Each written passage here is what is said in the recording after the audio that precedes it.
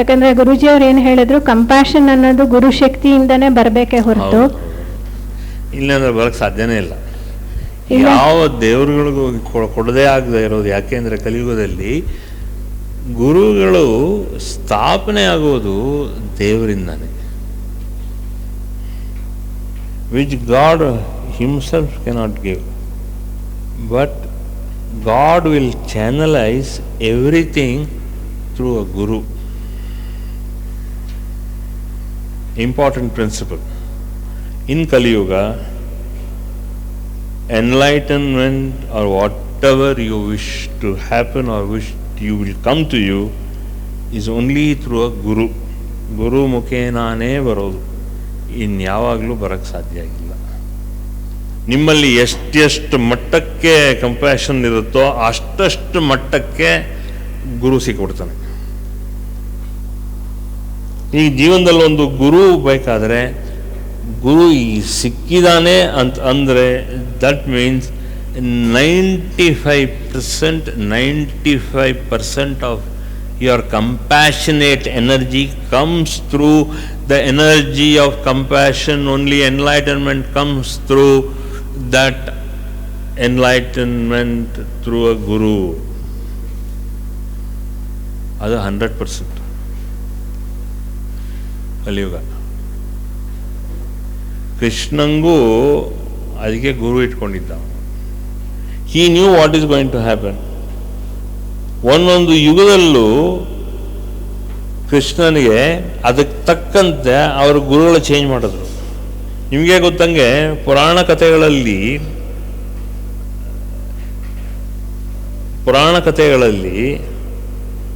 ನಮ್ಮಲ್ಲಿ ಇರೋತಕ್ಕಂಥ enlightened beings ಒಂದೊಂದು ಯುಗದಲ್ಲೂ enlightenment changes. ಒಬ್ಬೊಬ್ಬರು ಗುರುಗೂ ಕೂಡ, ಈಗ ಸಪ್ತ ಋಷಿಗಳಿಗೂ ಕೂಡ ಡಿಫ್ರೆಂಟ್ ಲೆವೆಲ್ಸ್ ಆಫ್ ಎನ್ಲೈಟನ್ಮೆಂಟ್ ಒಂದೇ ಇದ್ದರೂ enlightenment at different levels that will be exposed to all of us at different levels in a different ಯುಗ.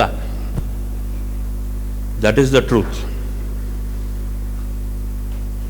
ಈಗ ಪುರಂದರದಾಸರು, ನಾವು ಕಲಿಯುಗದ ಬಗ್ಗೆ ಮಾತಾಡ್ತಿದ್ದೀವಿ, ಪುರಂದರದಾಸರು ಮತ್ತು ಕನಕದಾಸರು ಕಲಿಯುಗದ ಥರ ನೋಡೋಣ.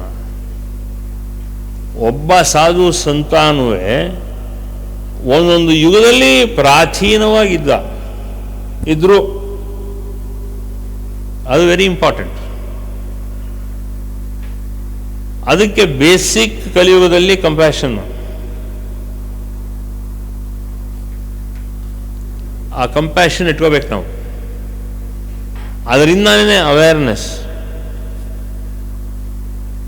ಕಲಿಯುಗದಲ್ಲಿ ಪ್ರಧಾನವಾಗಿ awareness is almost synonymous with enlightenment, and enlightenment is almost synonymous with awareness.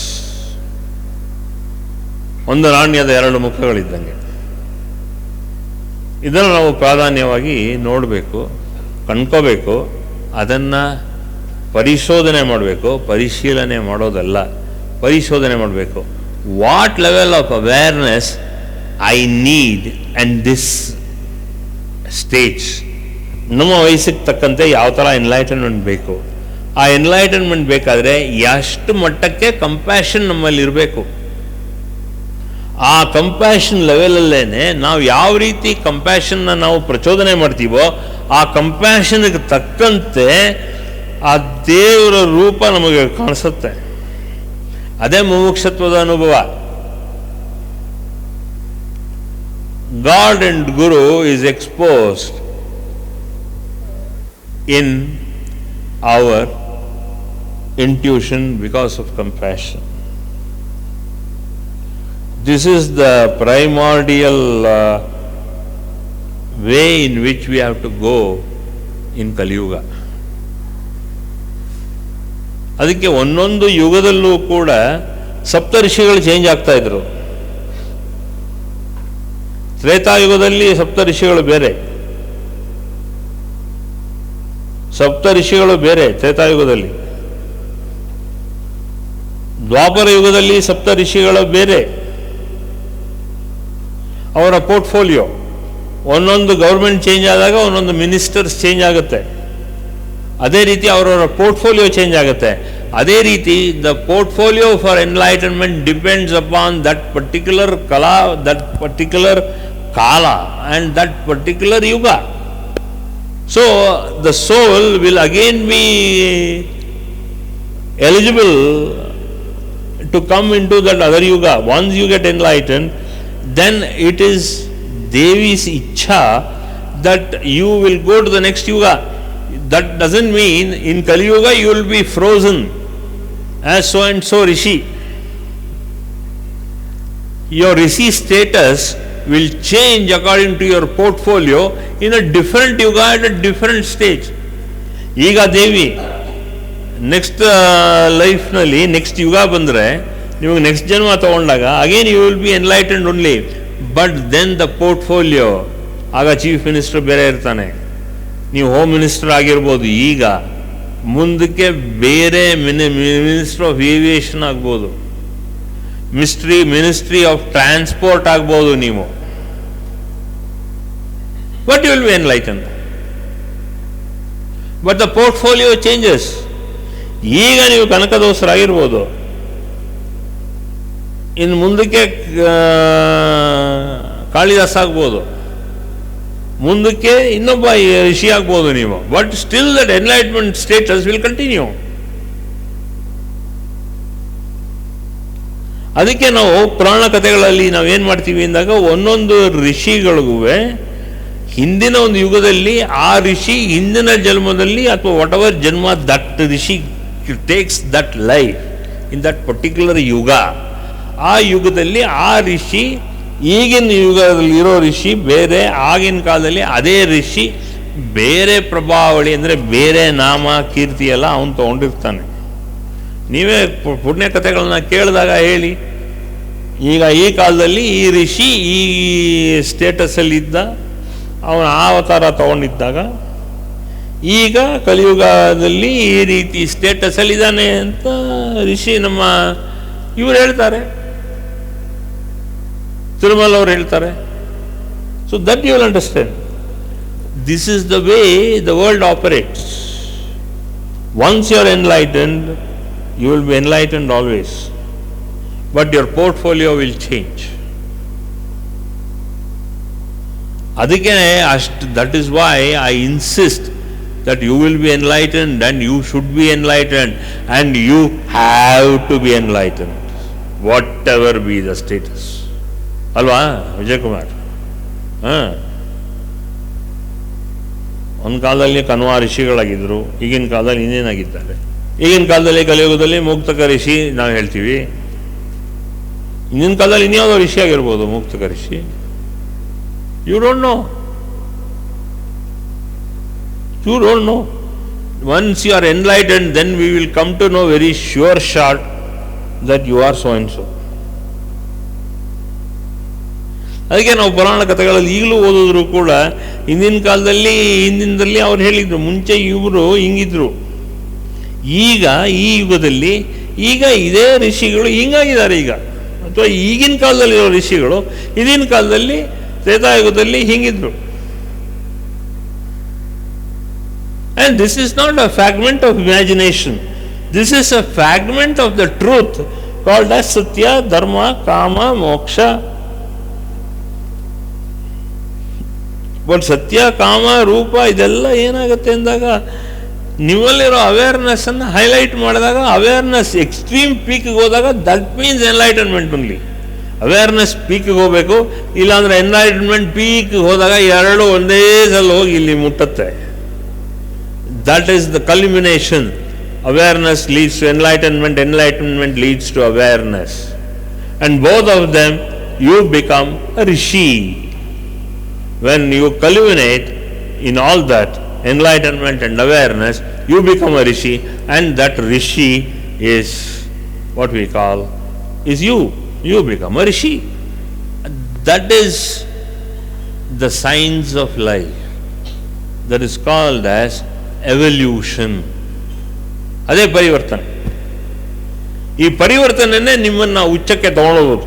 ಆ ಉಚ್ಚದಲ್ಲೇ ನೀವಿರಬೇಕು. Today you are what you are because of your past life.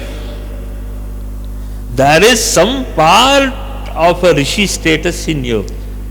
ಅದಕ್ಕೆ ನಮಗೆಲ್ಲ ನಮ್ಮ ಗೋತ್ರಗಳನ್ನ ನಾವು ನೋಡಿದಾಗ we become to so and so gotra. ಆ ಗೋತ್ರ ಯಾತಕ್ಕೆ ಹೇಳುತ್ತೆ ಅಂದಾಗ ಆ gotra involves your evolvement stage. Gotra involves the way you have evolved in your life in the past, and the gotra you are in today will make you evolve further and further up, finally coming to enlightenment with awareness. You are auspicious and precious. ಅದನ್ನು ಮರಿಲೇಬೇಡಿ. ಅರ್ಥ ಆಯ್ತಾ? ಎಲ್ಲರಿಗೂ compassion ಮತ್ತು intuition ಆ ಪ್ರಾರ್ಥನೆಯಲ್ಲಿ ಈ ಬರೋ ವಾರನೂ ಕೂಡ ದೇವಸ್ಥಾನಕ್ಕೆ ಹೋಗಿ ಒಂದು ಎಷ್ಟೊತ್ತಾಗುತ್ತೋ ಅಷ್ಟೊತ್ತು ಸ್ವಲ್ಪ ಇರಿ. ಈ ಕಂಪ್ಯಾಷನ್ನು ಇಂಟ್ಯೂಷನ್ನು ಅದರ ಬಗ್ಗೆ ನೀವು ಏಕಾಂತದಲ್ಲಿ ಕೂರಕ್ಕಾದರೆ ಕೂತ್ಕೊಂಡು ದೇವಸ್ಥಾನದಲ್ಲಿ ಕೂತ್ಕೊಂಡು ಆ ಸ್ಪಂದನಗಳನ್ನು ಒಳಗೆ ಮಾಡ್ತಾ ಬನ್ನಿ. ಅದು ಮಾಡ್ತಾ ಬಂದಾಗ ನಿಮಗೆ ಹಲವಾರು ಅನುಭವಗಳು ಬರುತ್ತೆ. ಇಲ್ಲ ಕಣ್ಣು ಬಿಟ್ಕೊಂಡು ಬರುತ್ತೆ, ಇಲ್ಲ ಕಣ್ಣು ಮುಚ್ಕೊಂಡು ಅನುಭವ ಬರುತ್ತೆ. ಅದನ್ನು ಮಾಡಿ. It is all definite ways to practice intuition and compassion. ಅಲ್ಲಿ ಸಡನ್ನಾಗಿ ಒಂದು ನಾಯಿ ಮರಿ ಬರುತ್ತೆ, ಅಥವಾ ಏನೋ ಒಂದು ಬೆಕ್ಕಿನ ಮರಿ ಬರುತ್ತೆ, ಅಥವಾ ಏನಾದ್ರು ಒಂದು ಪಕ್ಷಿ ಬರುತ್ತೆ. ಅದಕ್ಕೇನಾದ್ರು ಮಾಡಬೇಕು ಅಂತ ಬರುತ್ತೆ. ಅದು ಮಾಡಬೇಕು ಅಂತ ಬಂದಾಗ go ahead and do it. Compassion. When you start thinking of something, ಸುಮ್ಮನೆ ಔಟ್ ಆಫ್ ದ ಬ್ಲೂ ಯಾವುದೋ ಜ್ಞಾಪಕ ಬಂತು ಅಂತಲ್ಲ. It is that which is going to immediate in the next moment it is going to happen ಅನ್ನೋ ಒಂದು belief ಇರಲಿ. ಆಗ ನೋಡಿ ಅದಕ್ಕೆ ಬೇಕಾಗಿರೋದೆಲ್ಲ ನಿಮಗದು ವ್ಯವಸ್ಥೆ ಆಗುತ್ತೆ. ಬೇಕಾಗಿರೋದೆಲ್ಲ ವ್ಯವಸ್ಥೆ ಆಗುತ್ತೆ. ಎಲ್ಲ ವ್ಯವಸ್ಥೆ ಆಗುತ್ತೆ. ಈಗ ಅವಳು ಹೇಳಿದ್ರಲ್ಲ, ಎಲ್ಲ ಬಸ್ ಲೋಡ್ ಆಫ್ ಪೀಪಲ್ ಮೈಸೂರಿಂದ ಬಂದು ಟುಟಿಕಾರಿನ್ 400 ಕಿಲೋಮೀಟರ್ಸ್ ಅವೇ ಅವ್ರು ಬಂದು ಅವ್ರಿಗೆಲ್ಲ ಸ್ಪಂದಿಸಿ. ಆಗೇನು I was not even earning, I was only a student, PUC student. Engineering ಸೇರೋಕ್ಕೆ ಮುಂಚೆ PUC ಆಗಿತ್ತು. ಇಂಜಿನಿಯರಿಂಗ್ ಸೇರೋಕ್ಕೆ ಮುಂಚೆ ಬನ್ನಿ ಎಲ್ಲರೂ ಕರೆದುಬಿಟ್ಟೆ ಮನೆಗೆ ಹೋಗೋಣ, ಬನ್ನಿ ಮನೆಗೆ ಹೋಗೋಣ ಅಂತ. ಬಸ್ಸೇ ಬಂತು ನಮ್ಮ ಮನೆಗೆ. ಹೋಲ್ ಬಸ್ ಕೇಮ್, KSRTC ಕೆಂಪು ಬಸ್ಸು. ಸುಮಾರು 50ರಿಂದ 60 ಜನ ಇದ್ದರು, ವಿತ್ ಒನ್ ಲೆಕ್ಚರರ್ ಆಲ್ಸೋ. ಯಾವ ಧೈರ್ಯದ ಮೇಲೆ ಕರೆದೆ ಮನೆಗೆ? ಮನೆ 3.5 ಕಿಲೋಮೀಟ್ರ್ ದೂರ. ಅವ್ರು ಇದ್ದಿದ್ದ ಜಾಗ ನಾವು 3.5 ಕಿಲೋಮೀಟ್ರ್ ದೂರ ಕರ್ಕೊಂಬಂದೆ.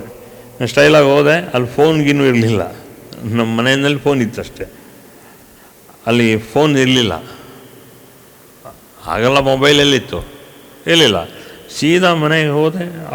ನಮ್ಮ ತಾಯಿ ತಂದೆಗೆ ಇದ್ದರು, ಇಂಟ್ರಡ್ಯೂಸ್ ಮಾಡಿಕೊಟ್ಟೆ. ಇವೆಲ್ಲ ನಮ್ಮ ಮೈಸೂರಿನವರು students, MSc students. They have come on educational programme ಥರ ಬಂದಿದ್ದಾರೆ. ಎಲ್ಲರಿಗೂ ಊಟ ಹಾಕ್ತೀರಾ ಅಂತ ಕೇಳಿದೆ. ಹ್ಞೂ ಹಾಕ್ತೀನಿ ಅಂದರು. ತಕ್ಷಣ ನಮ್ಮ ತಂದೆ ನಮ್ಮ ತಾಯಿ ಇಬ್ಬರು ತಲೆ ಯೂಸ್ ಮಾಡಿ ನಮ್ಗೆ ಗೊತ್ತಿರೋ ಒಂದು ಹೋಟ್ಲು ಅಷ್ಟೇ.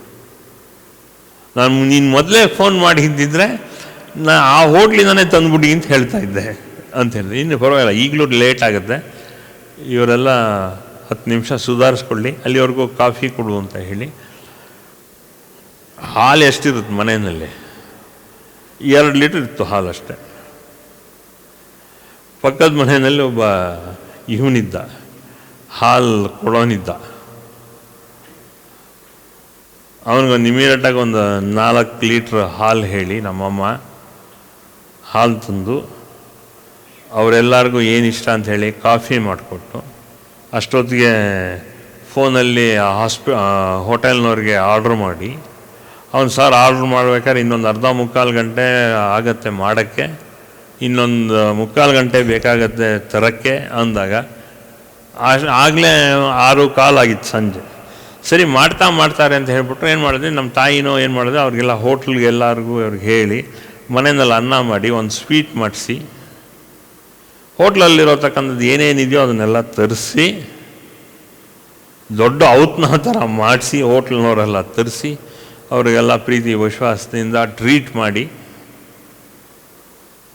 ಅದಾದಮೇಲೆ 11 ಗಂಟೆಗೆ ವಾಪಸ್ ರೂಮಿಗೆ ಹೋಗಿ ಅವರು ಅದೇ ಹೋಟ್ಲಿಗೆ ವಾಪಸ್ ಹೋಗಿ ಮಲ್ಕೊಂಡು, ಅವ್ರಿಗೂ ಖುಷಿ, ನಮಗೂ ತೃಪ್ತಿ. This is the whole outcome. ನಾನು ಮಾಡಿ ಅಂತ ನಾನು ಹೇಳ್ತಾ ಇಲ್ಲ, ಆ ಥರ ಎಲ್ಲ ನಿಮಗೆ ಅವಕಾಶ ಸಿಗುತ್ತೆ, ಮಾಡೋಕ್ಕೆ ಮನಸ್ಸು ಬಂದ್ಬಿಡುತ್ತೆ. ಆ ಥರ ವ್ಯಕ್ತಿಗಳು ಕೂಡ ಆ ಕರುಣೆ ಅನುಕಂಪ ಅನ್ನೋದು ಕಳ್ಸೋಕ್ಕೆ ಶುರು ಮಾಡ್ತಾರೆ. ಕಳಿಸಿದಾಗ ನಿಮಗೆ ಪ್ರೇರಣೆಗಳು ಬರುತ್ತೆ. ಆ ಟೈಮಲ್ಲಿ ಯಾವತ್ತೂ ಹೋಗದೇ ಇದ್ದವನು ಆ ರೂಟಲ್ಲೇ ಹೋದೆ ನಾನು. ಅಲ್ಲಿ ಮೈಸೂರು ಬಸ್ ನೋಡಿದೆ, ಕೆಂಪು ಬಸ್ಸು. ಆ ಟೈಮಲ್ಲಿ ಆ ತಮಿಳುನಾಡಿನಲ್ಲಿ ನಮ್ಮ ಪ್ರದೇಶದಲ್ಲಿ ಯಾರು ಕೆಂಪು ಬಸ್ ಇಲ್ಲ. This is what it was, the final outcome was that. ಆಗಲಿ. ಸೊ ನಿಮ್ಮೆಲ್ಲರಿಗೂ ಆ ಅನುಕಂಪ, ಆ ವಿಶ್ವಾಸ, ಆ ಪ್ರೀತಿ ಇನ್ನೂ ಹೆಚ್ಚೆಚ್ಚು ಜನದ ಮೇಲೆ ಕರುಣೆ, ವಿಶ್ವಾಸ, ಪ್ರೀತಿ ಇದೆಲ್ಲ ಮಾಡ್ತಾ ಈ ಅನುಕಂಪದಿಂದ ನಿಮಗೆ ಈ ಪ್ರೇರಣಾ ಶಕ್ತಿಯೂ ಜಾಸ್ತಿ ಆಗಲಿ. ಆಗ ನಿಮ್ಮಲ್ಲಿ ವಿದ್ಯಾ, ಬುದ್ಧಿ, ಜ್ಞಾನ, ಹೊಳಪು ಎಲ್ಲ ಬರಲಿ ಅಂತ ಹೇಳಿ ದೇವಿ ಹತ್ರ ನಾನು ಮಾಡೋತಕ್ಕಂಥ ನಿಮ್ಮ ಪರವಾಗಿ ಇರೋ ಪ್ರಾರ್ಥನೆಯನ್ನು ತಲುಪಿಸ್ತಾ ನಿಮ್ಮೆಲ್ಲರಿಗೂ ಇಚ್ಛಾ, ಜ್ಞಾನ, ಕ್ರಿಯಾಶಕ್ತಿ ಇನ್ನೂ ಹೆಚ್ಚಾಗಿ ನಿಮಗೆ ಆತ್ಮಸ್ಫುರಣೆ, ಆತ್ಮಜ್ಞಾನ ನಿಮಗೆ ಸ್ಥಾಪನೆಯಾಗಿ ನೀವೆಲ್ಲರೂ ಆತ್ಮಜ್ಞಾನಿಗಳಾಗಿ ಅಂತ ಹೇಳಿ ನಿಮ್ಮ ಪರವಾಗಿ ದೇವಿ ಹತ್ರ ನಮ್ಮ ಪ್ರಾರ್ಥನೆ ಹಾಗೂ ನನ್ನ ನಮನ. ಜಯ ಮಾತಾ. For more satsangs from Sri Sri Nimishananda Guruji, subscribe to this channel. Click the bell button below to get notifications. Like and share the video and spread the divine message.